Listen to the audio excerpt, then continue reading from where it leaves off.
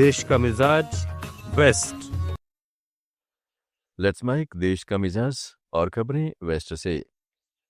Bombay high court ने Maharashtra police की कार्यप्रणाली पर सवाल खड़े करते हुए पूछा है कि क्या भारतीय नागरिक सुरक्षा संहिता 2023 वास्तव में राज्य की पुलिस पर लागू है अथवा नहीं।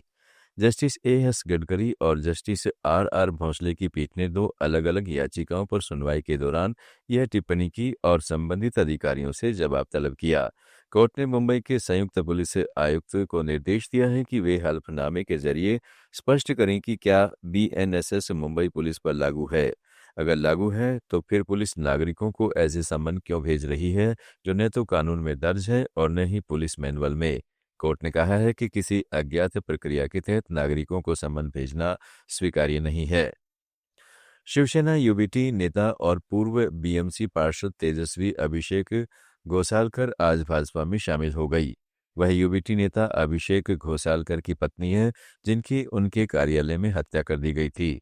वरिष्ठ यूबीटी नेता और पूर्व विधायक विनोद घोसालकर उनके ससुर हैं। बाला साहब के समय से ही यह परिवार ठाकरे परिवार के काफी करीब माना जाता है। अब बीएमसी चुनाव से ठीक पहले तेजस्वी का यूबीटी छोड़ना यूबीटी के लिए एक बड़ा झटका माना जा रहा है। लेट्स माइक देश का मिजाज वेस्ट।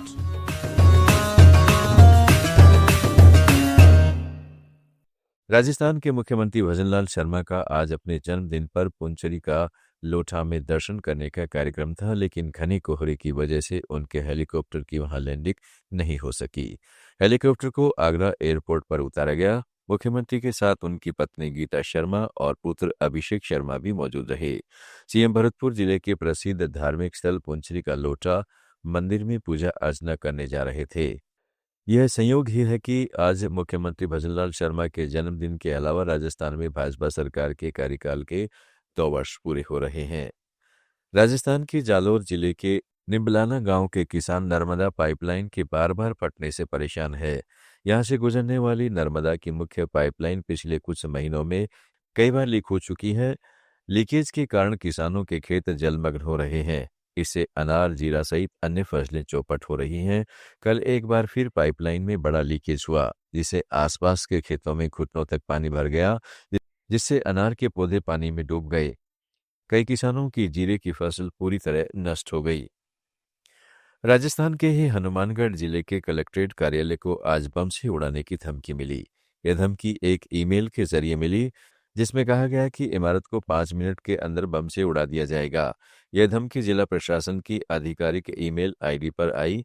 प्रदेश में बीते 1 महीने में 6 से अधिक बार धमकी भरे ईमेल प्रशासन को मिले हैं। राजस्थान हाई कोर्ट, अजमेर दरगाह शरीफ, अजमेर जिला कलेक्ट्रेट समेत कई स्थानों को बम से उड़ाने के ईमेल ने प्रशासन की नींद उड़ा रखी है। महाराष्ट्र सरकार ने मुख्यमंत्री देवेंद्र फडणवीस के नेतृत्व में मुंबई में राज्य स्तरीय खेल पहल प्रोजेक्ट महादेवा का उद्घाटन किया। प्रोजेक्ट महादेवा को Maharashtra institution for transformation village, social transformation foundation, western India football association, CIDCO और महाराष्ट्र सरकार के खेल विभाग की भागीदारी से शुरू किया गया है। गोवा के नाइट क्लब में आग लगने की घटना के बाद देश छोड़कर भागे लूथरा ब्रदर्स को वापस लाने की प्रक्रिया शुरू हो गई है। भारत सरकार द्वारा दोनों भाइयों के पासपोर्ट रद्द किए जाने के बाद थाईलैंड में उन्हें गिरफ्तार कर लिया गया था। उसके बाद सीबीआई की टीम उन्हें वापस लाने के लिए शनिवार को थाईलैंड पहुंच गई। जानकारी के अनुसार आज रात तक लूथरा ब्रदर्स को भारत लाया जा सकता है। थाईलैंड से उन्हें भारत डिपोर्ट करने की प्रक्रिया शुरू कर दी गई है, चूंकि दोनों के पासपोर्ट रद्द हैं। ऐसे में उनकी अस्थायी यात्रा के भी भारतीय दूतावास एक पत्र जारी करेगा। गोवा के नाइट क्लब में भीषण आग लगने से 25 लोगों की जान चली गई थी। आप सुन रहे थे let's mic more than radio. Follow कीजिए हमें हमारे सोशल मीडिया प्लेटफॉर्म्स पर।